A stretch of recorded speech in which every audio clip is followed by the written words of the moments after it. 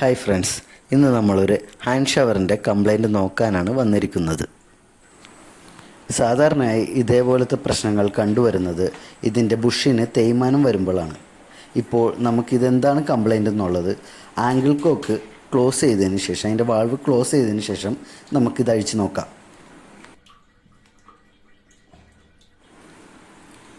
Angle കോക്കിൻ്റെ valve നമ്മൾ close ചെയ്തിട്ടുണ്ട്. ഇനി നമുക്ക് ഹാൻഡ് ഷവറിൻ്റെ ഹെഡ് ഒന്ന് അഴിച്ചു നോക്കാം.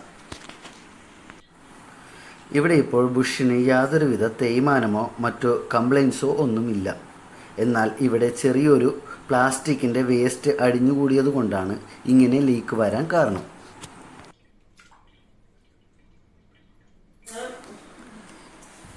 ഇതിൻ്റെ ഉള്ളിൽ ഇനി വേറെ എന്തെങ്കിലും തരത്തിൽ അഴുക്കോ മറ്റോ അടിഞ്ഞുകൂടിയിട്ടുണ്ടെങ്കിൽ അത് കളയാനായി നമുക്ക് കുറച്ച് വെള്ളം ഒഴിച്ച് ക്ലീൻ ചെയ്യാം.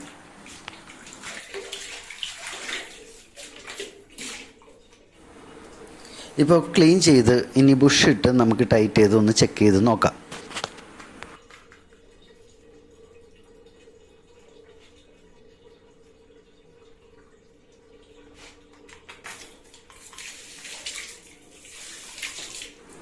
ഇപ്പോൾ ഹാൻഡ് ഷവറിൻ്റെ കംപ്ലൈൻറ്റ്സ് പൂർണ്ണമായി മാറിയിട്ടുണ്ട്. ഇതേപോലത്തെ കംപ്ലൈൻറ്റ്സ് വരികയാണെങ്കിൽ നിങ്ങൾക്കും ഇത് ട്രൈ ചെയ്ത് നോക്കാവുന്നതാണ്.